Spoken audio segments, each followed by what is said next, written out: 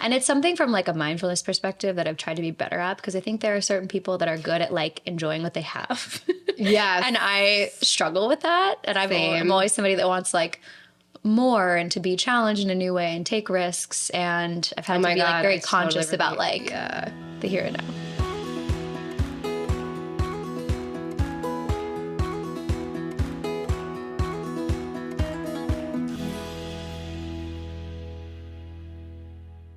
I am so excited to have our next guest, Christina. We were connected with Christina through a former guest of ours, Jen. And this is what's been so incredible about doing this podcast, because people are so excited about sharing their stories. And it's like, I have a guest on, they're like, okay, I have this friend who's frozen her eggs, or I have this person and you have to speak to this person. And I just think that anyone that has gone through this, there's really this desire to pay it forward and share your story and cultivate more conversation. And we're going to get into your story of egg freezing and you sharing on social media and what that response has been like. But so happy to have you here. Welcome. And you were just sharing this is your first in-person podcast. First in-person podcast. So I'm like, give me a little bit of grace here. But I'm very excited to be on here. And like, this conversation is one that definitely needs to be had a lot more. So I'm excited to talk about it with you. We're so excited to have you. Before we get into the egg freezing stuff, we were talking a little off camera. I want to talk about something you posted on Instagram, which I think is so important. And I think you said it something like this. There's this special kind of cognitive distance that happens when you approach 30 about where you think you would be or where you thought you would be and you're not, but not having it any other way. So I'd love to start there and to speak to that, like where you thought you would be at 30, why you thought you would be in this place you imagined at 30. Yeah. I mean, I think we all kind of, as women, have this idea that we're going to get married by like 24. And now you say that's like, baby. I know. Baby. And I think about like the person I'd be married to if I was married by 24. I'm like, let's not do that. But I had that idea in my head. I'm like, I'm going to be married by 25. I'm going to have a kid by 28. And I have a lot of friends that got married younger and took a more quote unquote traditional route. And that's just not the one that I took. I think that starting my own business kind of led me in a different direction of like being exposed to so much more and living in a larger city and meeting so many different people and having financial success that has really changed my life in a lot of ways and the people I've surrounded myself with, and made me a lot more selective too in terms of partners. We'll probably talk about this as well, but I, got sober and all this stuff, and that's kind of just changed my outlook on dating and relationships and kind of brought myself personally to a place where I wasn't necessarily ready to settle down. Oh my gosh, we talked about readiness last episode and the importance of readiness. Totally. And actually being ready for a relationship. So I approached 30. I had gotten out of a 5-year relationship at that point. And now, was that someone at that time you thought you might? Yeah. Okay. Yeah. And then towards the end, it became he's a great guy, but just sort of different outlooks on where we wanted to go in life. And so that relationship ended and I was like, I thought that was maybe the person that I was going to have that life with. And now where am I? I need to spend the next couple of years really like turning inward and getting to know myself and thinking about the timeline. And that's sort of where I was like, I need to actually think about my future and go ahead with egg freezing. Yeah. So you had said like some of your friends were getting married, had gotten married earlier, more traditional route. You get out of this relationship close to 30. Did you have any narratives around, I mean, we call this quiet of the clock, like being behind or running out of time? Did any of that come up for you? Yeah, it's interesting because I have always felt like in terms of my career that I've been ahead, but in terms of like relationships and the progression of that I was behind, and I had to maybe sacrifice on that a little bit because of all the other things I wanted to do. So yeah, that was certainly. Yeah, I think like it's important to talk about and normalize, because I think those narratives definitely come up. I mean, it's why it's the title of this podcast, but learning how to reconcile those and kind of just owning your own timeline. Yeah, totally. I want to talk about, because you already mentioned this, but this untraditional route that you took, because I think that is so amazing. I think it's so brave and courageous when women step out of the traditional path or the shoulds or what we should be doing. I know for me, I went to college, I had no idea what I wanted to do, and everyone's like, get into finance. Like, I'm like, okay, I'll get into finance. And that just led me down a road that I didn't want to be on. Yeah. And a lot of like figuring out what I want to do to get to where I am as a therapist. And now, having the honor of doing this, I'd love to hear about your route and your untraditional route and how you got to where you are now. You're very successful. Yeah, for sure. I can talk about you want to talk about my journey, starting my business and all that? Yeah, sure. So after I graduated college, moved to New York City, like all of my college friends did, we kind of followed each other there together. And then I was working in marketing. I don't think I made it more than a year. I think like 6 months into this job, I was like, I'm really miserable. This is like very monotonous. And even thinking about like people, you know, like 2 levels above you in corporate, you're like, do I want their lives? Realized I didn't. So I started a blog and an Instagram on the side, focused on travel mainly. Sorry to cut you off, but did you take the marketing job? Was that just like the path you knew you were like, it was like the should, like check the box kind like of this thing. is what we're told we do, go to college. Exactly. And then you feel that dissonance of like, is this actually what I want to be doing? So I like started a little side hustle, and it was just like a fun passion project. So didn't expect it to take off, didn't expect it to make money. And then probably, you know, a few months into that, I started growing pretty quickly. My audience started growing, started getting paid brand deals and all of that. And then realized that was actually like a legitimate path I could take. And yeah, through all of this, I don't think I ever realized, I don't think I had like an end game in mind, you know, it was just kind of one foot in front of the other. So when I saw that income starting to come in from brand deals and stuff, I quit my 9-to-5. Was that scary to do, or you were just like, I've always been a big risk taker. So I was like, oh yeah, which is definitely a good strength to have in entrepreneurship for sure. I just kind of leapt off the cliff, I should say, and made it happen, one foot in front of the other. I think that's so me. I share that same like vibe with you because I don't know, like maybe for me, fear shows up in other ways, but I've never I guess what's been bigger for me is like the bigger fear for me is being like comfortable or like unhappy or like miserable, or like that's the bigger fear of mine than just like, all right, I'm going to go for the thing. And if it doesn't work, I'll figure something else out. No, because it's boring. It's so boring. My office, when I worked in finance, it was like so bland. And I would walk around and it was like this typical like cubicle corporate. And I'm like, oh my God, this like everyone's a zombie. This is so miserable. I'm in like a box looking at a computer. This was like not. Why was everybody telling us that this is what we should do? Totally. And it's something from like a mindfulness perspective that I've tried to be better at, because I think there are certain people that are good at like enjoying what they have. And I struggle with that. And I'm always somebody that wants like more and to be challenged in a new way and take risks. And I've had to be like very conscious about like the here and now. Present. I think that would, you know, in all of this stuff that I share on here and I talk about with guests is like the gratitude for what I had. Like when I was going through my journey of, you know, egg freezing and being 37 and freezing and not knowing if I was going to be a mom, I overlooked all the things that I had because I want more. And I agree with you, same as you. I think that shows up like there's always something to reach for, strive for, a goal. And while that's good, I think there's this other side of it. It's just like, well, hey, all these amazing things are going on now. And for me, when I didn't have motherhood or I didn't know if I just couldn't see outside of that. Totally. So that's I think just how do you balancing both things? Yeah, absolutely. And the other thing everyone finds is that like, it's not about the end goal. Once you have the end goal, you just keep raising the bar. I know, moving the goalposts. Totally. But it's fun though, because you get to enjoy the journey of building. And I think that's always been something I've enjoyed a lot. So then once I left my 9-to-5, it was like building this whole business out of working with brands and building out the more like influencer content creator side. And then, as you know, I kind of started transitioning into online education to the business I have now, which is like fully online courses, educational material for creators. Yeah.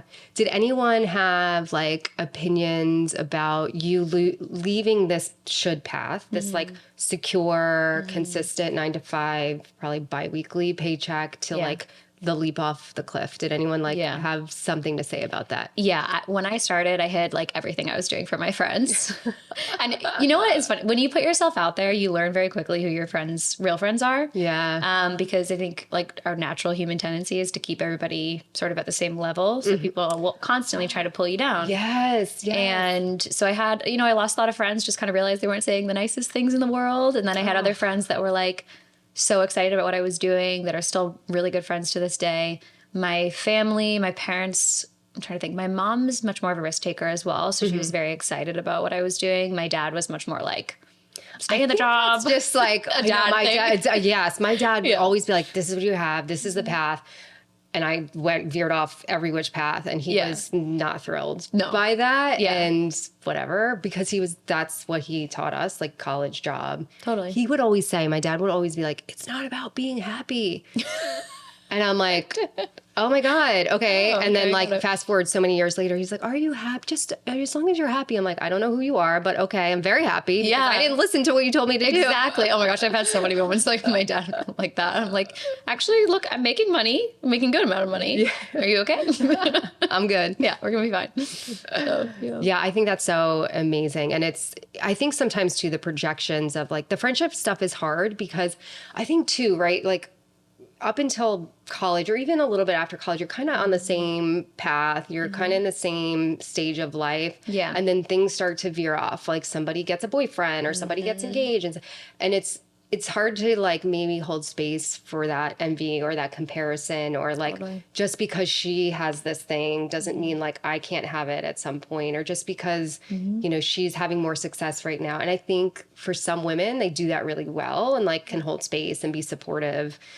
But for other women, they can. And I've lost friends. I've lost friends over the fertility, egg freezing, relationship stuff. And so it's crazy. I know it's hard, but it's real. Yeah. And it's an insecurity thing too. I think people, like a lot of my students as well, get very bogged down with like hate comments or like, you know, just people criticizing them in general. And it's once you realize that like nothing's personal, it's all a projection of like, they're jealous that they don't have the courage to do that themselves. And you're a threat in some capacity. Then you kind of realize, oh, it's not actually about me in the end. Yeah, I think that's a good sort of perspective to have because I think it's always going to show up in some way, right? I think, you know, we're not always going to have just cheerleaders in our lives. There's someone is going to project on us. So like not letting that hold too much space for you or wait and just keep moving forward and doing your thing. For sure. So obviously you're very happy. Very happy, yes. Yeah, thank God. It's crazy when you think about, like, I'm sure you've had many forks in the road in your life like that, where you think about, what if I'd made a different decision than the one that I made? Well, like you said earlier, like who was I with at 24? I'd be divorced right now. Oh, I'd for sure be divorced. Oh my gosh, yeah, totally. Okay, who was I with at 24? At 24, oh, this is totally me. This drove my dad nuts too. So when I was in college, I was supposed to study abroad my second semester junior year. It was the only time I could go because I played field hockey in college. But that fall, 9/11 happened. So my dad's like, you're not going anywhere. I was like, fuck. And then I graduated college and I followed my college boyfriend to Portugal. I was like, bye, Dad. Now I'm going. Love that. So that's who I was with at 24. And that definitely wouldn't have worked out. But that's like true to me of like, I'm going to just go do like the random thing. Yeah, that would have been my long-term ex, and we would for sure be divorced by now. Yeah, and I think it's just, and like we were saying earlier, the readiness. Like I think about now myself at 24 and what I knew at 34 when I met my now partner, Rob. I'm a different person. Totally different person. I'm like what I want, what I know about myself, what I value, and I think really highlighting the value of meeting someone older is important because, you know, as we're talking about like the narratives of you go into 30, like there's so, if you let it, there's so much pressure on that. And there's so much expectation of like, you know, for me not having meeting around till 34, I'm like ancient. Everybody's married, everybody has kids. Yeah. But I'm like, well, I don't think that, like, I'm in a very healthy, successful relationship. And I don't think that would have been possible at 25, 26, 27. No way. Yeah. No way. And you'll probably have a more success long-term in your relationship than a lot of the people that kind of met earlier. That was like one of the biggest reasons why I froze my eggs. Cause I was just like, I don't want my fertility to be a factor in who I settle down with because I can find a relationship. Like anybody can be in a bad relationship. Yes. But I would rather wait longer and like get to know myself. And my sobriety and like recovery journey was definitely a part of this too. Like I needed that time to myself to figure out who I was, to attract the right person. And now I feel like I'm finally kind of in that space to attract like the person that I really want to be that with. was my story with meeting Rob, like 2 months before meeting him. And I fell right into the pressures, the timelines, the like, I'm never going to meet anybody. And right before meeting him, I was like, I came to this place of like gratitude for what I had. I was like, I'm in a great spot in my career. I'm really happy with what I'm doing. I own this little cute 1-bedroom condo. Yeah. Like I can come and go as I please. I was like really, and there were moments of that, but I really like felt it genuinely and truly. And like a month later I met Rob. I was like, damn, I wish I lived in that space a little bit longer, but it allowed me to, and I understood my attachment style and all these things. And it just allowed me to invite them in. Yeah. That advice that's like become your dream partner, I think is the most helpful advice that I've ever received. Because it's like, how are you going to expect to meet somebody that's confident, successful, driven, kind if you're not that person yourself? So I feel like taking the time to become that person is what hopefully is allowing me now to find that person. Yeah. So, yeah. Well, I think it's important because then we're not really clear on what we want. I think it doesn't allow us to maybe see somebody that is actually potentially very good for us. I'm sure along my dating journeys that I overlooked many, many very wonderful, great men. Totally. So who is your ideal partner? What have you come to understand? Someone exactly like me. Is that really narcissistic? Somebody that is like driven, ambitious, kind, self-aware, emotionally intelligent, curious. Oh my God, that's my favorite word, curious. Yeah. Open-minded, masculine. Obviously, yes. That's another thing with dating, I think, as a entrepreneurial woman. Let's talk about that because that comes up a lot. That's a tough one. Yeah. Yeah. So I think for me, what I've found that's been the most difficult with dating as an entrepreneur is, or not even entrepreneur, someone who's successful and just masculine in my day-to-day life, is finding somebody that can bring that down into like my feminine a little bit more. And it takes like a really specific kind of personality, vibe, healthy masculinity. Yes, that's important. Yeah. I was working with this woman. Yeah, I think it's hard. And there's so many strong, ambitious, successful women, whatever that looks like, whatever the picture is. And it's like, then it's almost like, how do you turn that off? Especially if or dial it down a little bit. And I was working with this woman that was like, your and Rob's masculinity are going head to head. I'm like, yeah, it is, and how to like step out of that and become more into the feminine. Because I can very easily like, become like not combative, but just like the power struggle, I want somebody that takes control, that makes decisions, that like leads the relationship, because my automatic instinct in like previous relationships is to kind of like spearhead the entire thing. I think it can be hard to shift out of. I think it can be really hard, especially like, and I love this quality about Rob, but sometimes like we're just different decision makers, and he's more like, I'm like you, like more of a risk taker. And so he's like more calculated.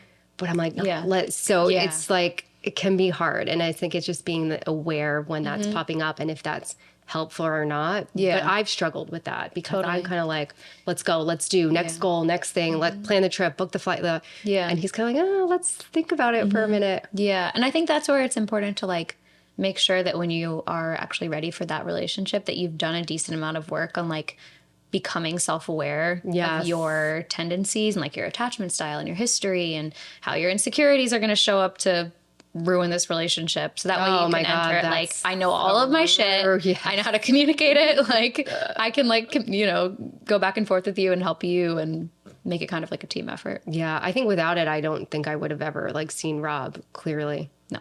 Definitely not. I want to talk, if you don't mind, a little bit about your sobriety, because we actually had an amazing guest. Her episode dropped this week, who also got sober. And she said getting sober was the moment or the journey that allowed her to get really clear on what she wanted before she was like, felt like she was checking the boxes. And it was like all the shoulds and the external narratives. And she's like, her sobriety was the first time where she was like, well, wait, what do I actually want? Like it just gave her this clarity on things. Was that your experience too? Kind of. I think that recovery led to that eventually. But I think for me, it was more that I was using alcohol to like, the analogy they use is that we all have like little divots in the road. What are they called? Potholes. Potholes. Right. Yeah. Okay. So some people fill them with healthy things and like relationships and, analogy, work and productive activities, and in the potholes, like all of your insecurities and your childhood stuff and traumas you've been through and whatever. And I used alcohol to fill all of that. So it was actually helpful at first. A lot of like the narrative around addiction is that it's all bad, but it does serve a purpose until it doesn't. Right. And removing alcohol from my life forced me to look at what was in those potholes and go through how my like early childhood experiences affected me now, what my relationship style is like, actually looking at my insecurities and for what they were and becoming more confident over time. Yeah. So I think in that process, it was more about finding the confidence and like the trust in myself again that allowed me to just become more of like a whole person. Gosh, that's something that came up last episode too. Trust in self. Yeah. Yeah.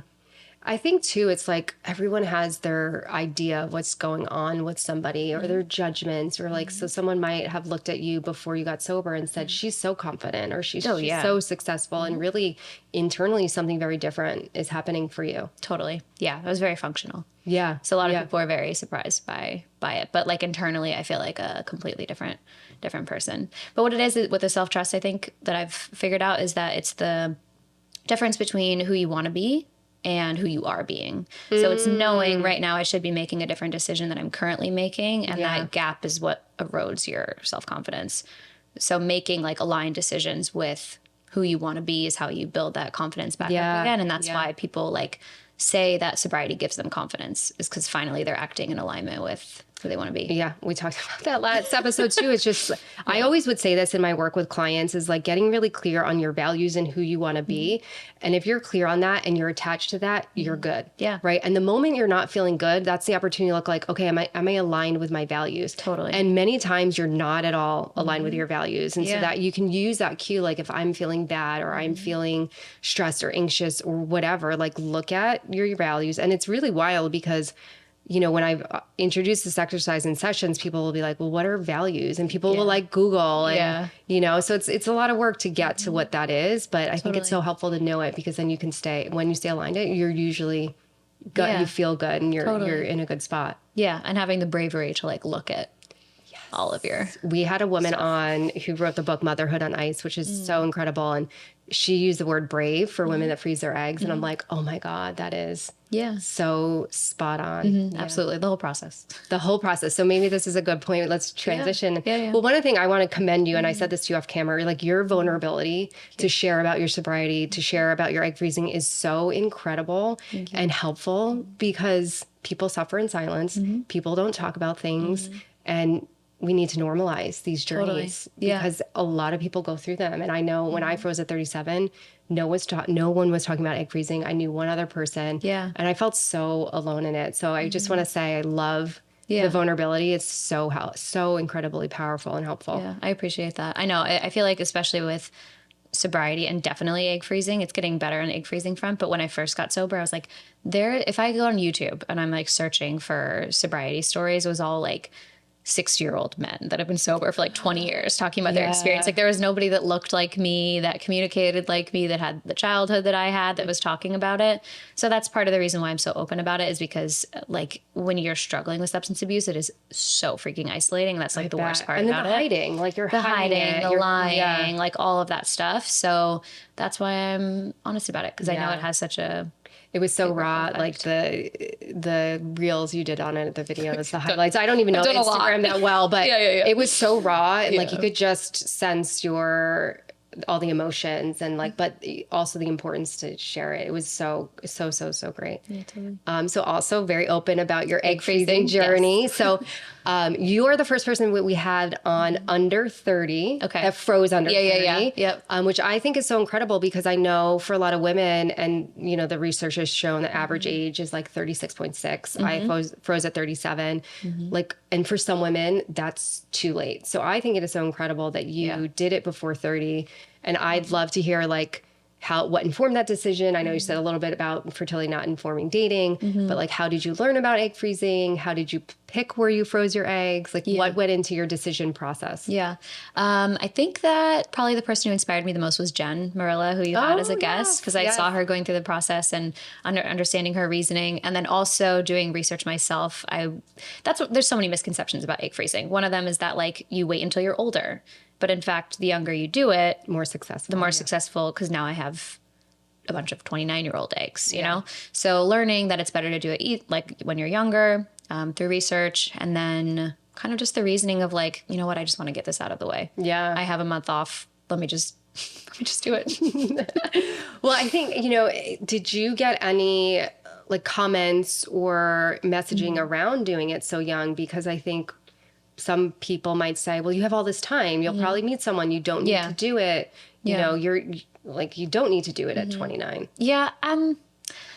Some people, again, I think it was like, why are you doing it so young? Kind of the preconceived notion that people have. But I've always thought of it as like an insurance policy. Sure. I don't plan to use these eggs. I hope I don't need to. I hope that, my kind of timeline that I have in my head ends up working out. Yeah. But in case it doesn't, I've made a decision. Yeah, that's the insurance policy because again, like all of these like paths we're told or way it would go, or it's like check the boxes, college, job, engagement, whatever. For so many people, it doesn't go that way. And to have this safeguard against, okay, I still want it to go that way. Totally. But if it doesn't, I'm not in a bad spot. I'm not like, I haven't lost my option for motherhood. Right. Because you can't lose sense of reality too. Like I think a lot of the comments I got, so I was telling you off camera, I had 2 reels that went super viral, reached a ton of people, and just like the comments that I was getting kind of opened me up to what people believe to be true. And a lot of people actually want to ignore the reality of fertility. And they're like, don't put this on my feed. This is fear mongering. Really? And I'm like, this is reality that over time your egg quality goes down. And like also the other thing too is that I don't know, 3 years from now, maybe I'll be like, I want to focus more on my career. I don't know like where I will be a few years from now, and I might want to wait longer. So yeah, I think the fear mongering is a real thing, or fear in general. I've worked with so many clients that are around the age where it's like, let's go get things checked out. And there's so much fear about what they might find out that they avoid that. And in that avoidance, you're just you're putting yourself up potentially against the clock, and you might be running out of time. Yeah, that was really terrifying for me, like going in and not knowing anything about where my fertility was and like doing those tests. It's terrifying because you don't know what you're going to hear, and obviously you hope you hear good things, but I always think that information is power, right? So even if it's not an ideal result, it's like, okay, now what do I do? What's the next step? What do we do? What do I need to do? So the avoidance, but we're not fearful people, so no. Like, here we go in the office. But for those that are, and it's real, it's so real, not invalidating it at all. I think it's just always better to face the fear and to know. Yeah. I was so, what you said off camera about like just how little people know or misunderstand. And I think even as women, and even when I froze, there was just so much I didn't know. There was so much I was surprised that I didn't know. I think there's such this like educational gap in our own anatomy and fertility. Totally. And were there things about that surprised you, or was there like, wow, there's so much I don't know about this? Yeah, I think one of the biggest things for me personally was I have PCOS. And so I was concerned that was going to impact the egg freezing process negatively, but it actually helped me because because I have a lot of follicles, so that provided a lot of room for eggs. So that actually was really advantageous going into this. I was really worried about that. So that was a great surprise. Second was that you could stay on birth control. I didn't realize know that. Yeah. And then also thirdly for me would be how I had a decently easy time with egg freezing, I would say. The worst part was like the bloating towards the end. And then afterwards, I was at risk for the hyper ovarian stimulation. Yeah, because of PCOS. Yeah. So I felt like crap for like 2 weeks after. But like the shots were so easy. Were you at all afraid of needles or no? Okay, no. So I am still very afraid. I just hate needles. Yeah, that's fair. But I was pleasantly surprised with how relatively easy it was. I think it was more the buildup in my mind. And then when I started doing it, I'm like, oh, it's really not that bad. Yep. And I recorded it all on Instagram. Oh my God. So if you look at my highlight, there's me for 10 minutes trying to stab myself. I think the first one was hard. Like messaged you during it or something. Yeah, probably. Because the first one was hard. Yeah. I stood there for 10 minutes. I was like, I don't know if I'm going to be able to do this. So I like FaceTime Jen. I FaceTime Jen and she wouldn't pick up. And I'm like, fuck, I'm on camera. Like, sorry, I don't know if I can swear. Oh, you can swear. Yeah, you can swear. So this is all on Instagram stories, and it was just the saddest like thing. But once you get the first one done, you realize the needle doesn't hurt at all. Yeah. The worst part was the blood work and the what's it? The manipure. No, when you actually have to go into the office. Like the ultrasound and the blood work. That was, I think, the worst. I think, too. Well, one of the things I want to say, which I thought was a couple things. Your organization of what you put on your story. First of all, your note. So type A. Your note taking and like organization of the medication was like incredible. I think you should like teach people how to do that. That was really impressive. But one of the things you said, too, that there was this like lifetime spiral when you got all the medication. I don't know if you remember saying that. You had you said in the story that there was like this whole spiral you had when you got the medication. Did I? Oh, okay. Yeah. It was kind of like I was looking at all this medication and being like, what am I doing with my life sort of thing? Yeah. I think. Okay. Like, and realizing that this is something I had to do. I think that like you go through, so I'm 31 now, I just turned 31, but you go through this, your 20s and you're not thinking about this stuff at all. You're not thinking about like, will this person be a good father when you're dating? You're not thinking about timelines of your life. You're not thinking about if I get married now, then I'll have kids then. And then I think like 29, 30 for me hit and I was like, oh, I actually have to consider this now. I can't be like reckless anymore. True. I think there's these sort of like a permission or way that like 20s is like you're broke, you're figuring out your career, you're dating around, you're like drunk at the bar, you're like all of the things. Yeah. And then it's just so weird that almost it's like the 30s like have this expectation of like getting it together. Yeah. Marriage, kid. And it's like, well, wait, I was just like figuring out my career. Yeah, you don't think about these things at all. And that's like the story for so many women. It's like, you just don't think you'd end up there. You think that the story's going to go the way you're told the story's going to go. And then it for some women, it doesn't. Yeah. And the reality too, for me was that like, yes, this is different than the life that I had planned, but it's 10 times better. That's the thing is if we open up our lens and if we get out of like the story we're told or the path we're told, like there's so much more beyond that. And I think what's so hard is that there's a lot of fear around taking those risks. Yeah. That, like, absolutely. The saying is cheesy, but life is on the other side of fear. Exactly. Always. Yeah. Always. Yeah. I was very emotional. I cried in the subway for sure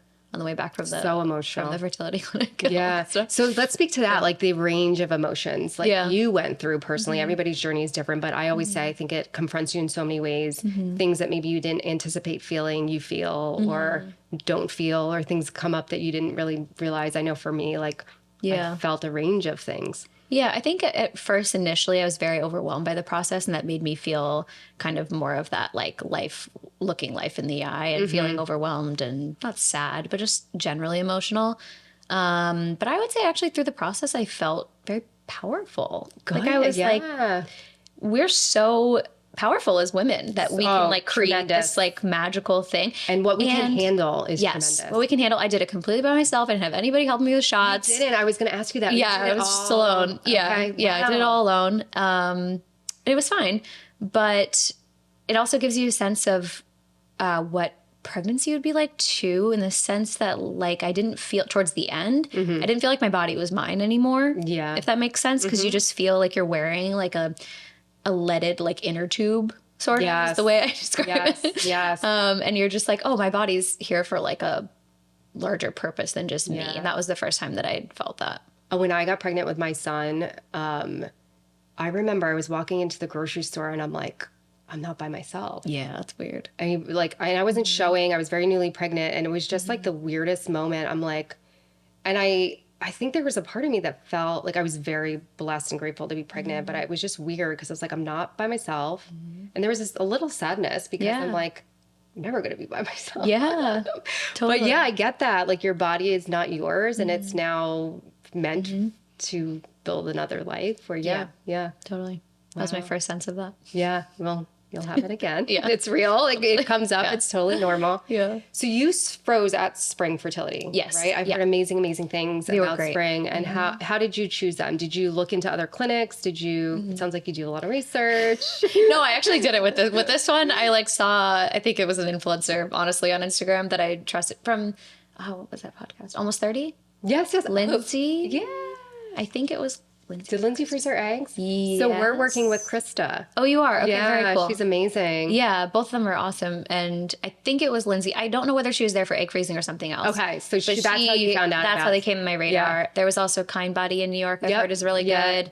But I went with Spring, and they were incredible. Good. Like, couldn't say enough. Yeah. So you would highly recommend them. Highly recommend them. Everybody knows about them because I posted a reel that one had 3 million views, and I tagged them in the caption. So now a lot of people know how much money am I owed.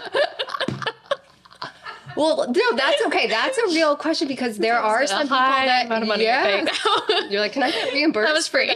Egg freezing cycle? Didn't expect that.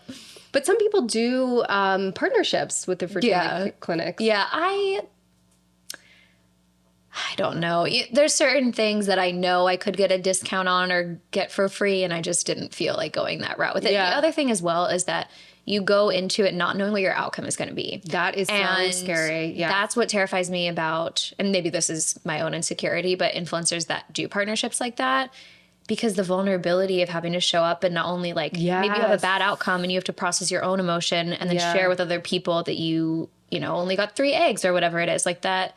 That's a lot. I didn't know what I was in for, to be honest. So yeah, I follow this one woman. I think this is incredibly brave. I don't think I could have done this, but she in real time was sharing her embryo transfer journey, and that same idea of like, then you would have to get on, and if it didn't go, I mean, fortunately it went well for her, but I think that's.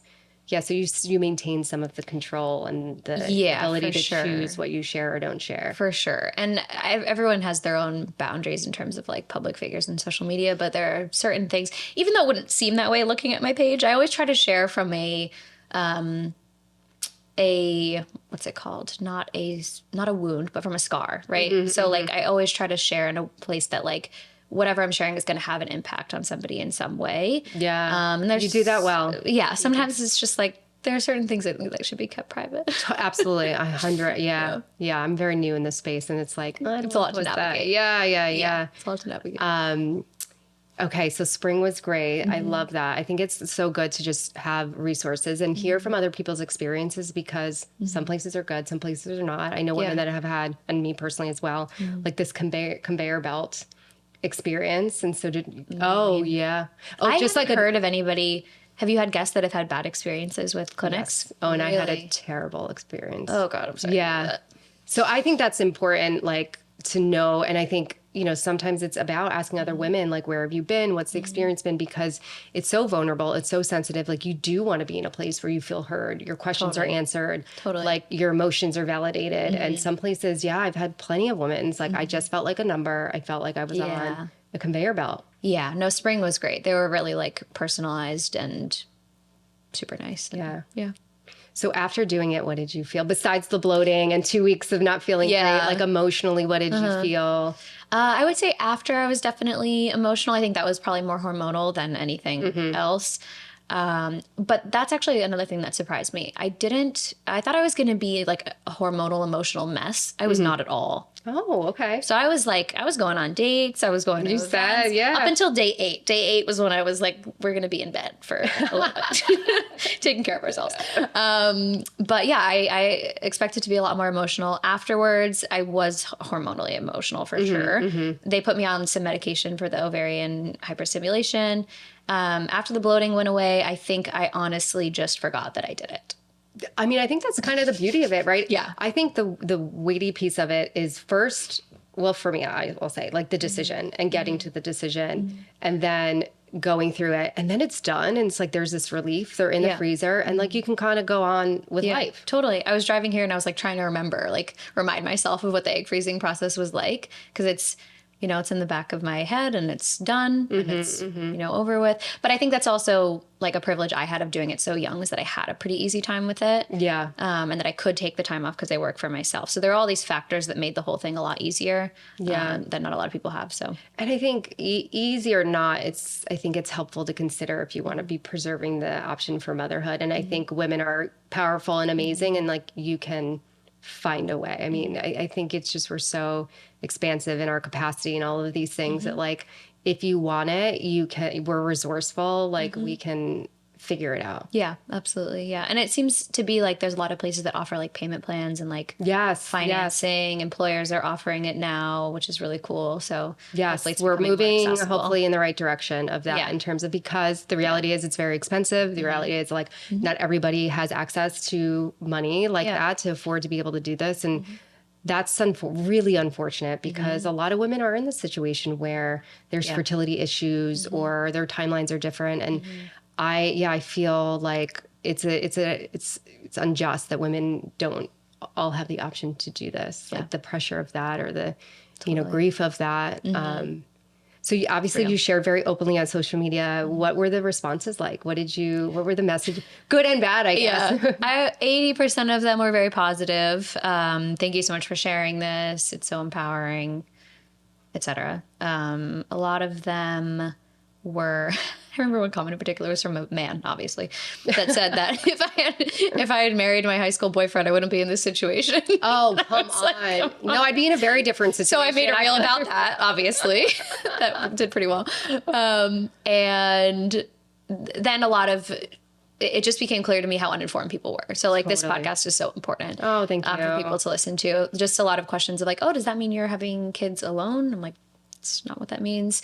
Why would you want to wait until you're 50 to have kids? I'm like, that's also not what my plan means. is. Yeah. Just a lot of confusion around the process. And there's so many misconceptions of why women do this. And I mentioned earlier the book Motherhood on Ice by Marsha Inhorn, and she in her book talks about all these misconceptions. And we're career driven. We want to delay motherhood, like all of these things. And you know, her research found that it's a mating gap. Like women can't find good quality men. That's research based. That's what she found. And it's not all these things that people think, like all these assumptions about why women are freezing their eggs. And totally.